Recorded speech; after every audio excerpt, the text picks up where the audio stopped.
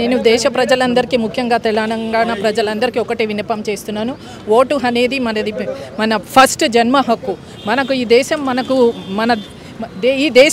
ఈ దేశంలో ఉండడానికి మనకు రైట్ ఇస్తున్నప్పుడు మనం ఖచ్చితంగా మన దేశం కోసం మన భవిష్యత్ తరాల కోసం తప్పకుండా మంచి అభివృద్ధి చేసిన గవర్నమెంట్ ఎన్నుకోవాలి. దానికోసం ప్రతి ఒక్కళ్ళు ఖచ్చితంగా వాళ్ళ ఓటు హక్కు వినియోగించుకోవాలి. మహిళలే ప్రధానంగా ఒకవైపు ఓటర్లు కూడా ఎక్కువ శాతం ఉన్నారు. మీరు మహిళలకు ప్రత్యేకంగా ఏం చెప్పాలనుకుంటున్నారు?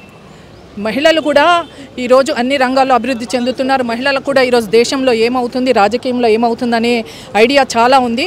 మహిళలు మన ఇంటినే కాదు దేశాన్ని కూడా నడపగలరు. మహిళలు తలుచుకుంటే చేయగలిగింది ఏమీ లేదు. ఈరోజు మహిళా శక్తి చాలా గట్టిగా ఉంది. ఎందుకంటే ప్రధానమంత్రి మోదీ గారు కూడా నారీ శక్తి అంటూ మరి 33% రిజర్వేషన్ ఇచ్చి మహిళలను కూడా చాలా ప్రోత్సహిస్తున్నారు.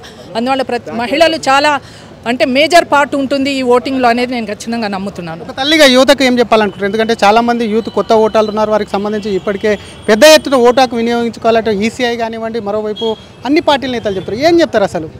అంటే యువత కూడా ఈరోజు మరి ఖచ్చితంగా వాళ్ళు అంటే పాలిటిక్స్లో లేకపోయినా కూడా మన దేశంలో ఏం జరుగుతుంది, ఏ ప్రభుత్వం ఏ డెవలప్మెంట్ చేస్తుంది, అంటే వాళ్ళకి ఏ విధంగా మన ప్రభుత్వం సహాయపడుతుంది అనేది కూడా యువత ఖచ్చితంగా తెలుసుకొని వాళ్ళు కూడా ఖచ్చితంగా ఈరోజు ఓటింగ్లో తప్పకుండా పాల్గొనాలి.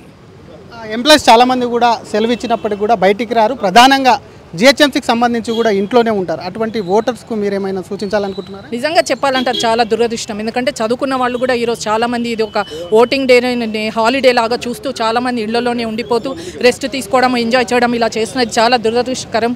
ఇది చాలా తప్పు కూడా. అందుకని ప్రతి ఒక్కళ్ళకి విన్నపం చేస్తున్నాను, ఓటు మన హక్కు. తప్పకుండా వచ్చి మంచి ప్రభుత్వాన్ని ఎన్నుకోండి. ఖచ్చితంగా ప్రతి ఒక్కళ్ళు ఓటు వేయండి. ఇది ఒకవైపు మహిళలు అన్ని రంగాల్లో ముందుంటారు కాబట్టి ఓటు హక్కు వినియోగించుకోవడంలో కూడా ముందుండాలి. అలాగే యువత ఎవరైతే ఉన్నారో యువతకు సంబంధించి కూడా కొత్త ఓటర్లు కొత్తగా వచ్చి తమకు ఇష్టం వచ్చినటువంటి ప్రభుత్వానికి ఓటు వేసి తమ ఓటు హక్కును వినియోగించుకోవాలని చెప్తున్నారు. ఎంప్లాయీస్కు సంబంధించి ఏదైతే ఉందో ఉద్యోగస్తులు ఇప్పటికే అన్ని సంస్థలు కూడా దాదాపుగా సెలవులు ఇచ్చాయి కాబట్టి ప్రధానంగా జిహెచ్ఎంసీలో ఉన్నటువంటి ఉద్యోగస్తులు ఎవరైతే ఉన్నారో వారందరూ కూడా తప్పకుండా ఓటు హక్కు వినియోగించుకోవాలని చెప్పి కూడా కావ్య కిషన్ రెడ్డి అంటున్నారు.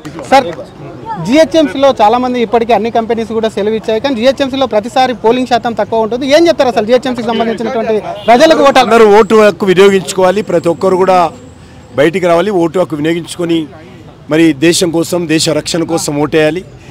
డాక్టర్ అబ్దుల్ కలాం గారు చెప్పినట్టు ఓటు హక్కు మనకు ఉంటుంది, రాజ్యాంగబద్ధంగా మనకి ఇచ్చినటువంటి హక్కు. కానీ ఓటు వేయడం కూడా మన బాధ్యత. అందరూ తమ బాధ్యతను మరి నెరవేర్చాల్సిందిగా ప్రతి ఒక్కరిని కోరుతా ఉన్నాను. కొత్త ఓటర్లకు ఏం చెప్తారు సార్? కొత్త ఓటర్లకు ఎవరైనా సరే, కొత్త ఓటర్స్ అయినా పాత ఓటర్స్ అయినా ఈరోజు అందరూ బయటికి రావాలి, ఓటు వేయాలి.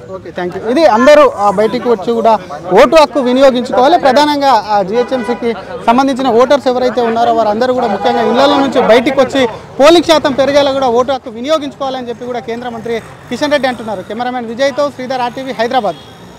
మరిన్ని వీడియోస్ కోసం ఛానల్ ని సబ్స్క్రైబ్ చేయండి. లేటెస్ట్ అప్డేట్స్ కోసం వాట్సాప్ ఛానల్ ని ఫాలో చేయండి. అండ్ లింక్ డిస్క్రిప్షన్ లో ఉంది.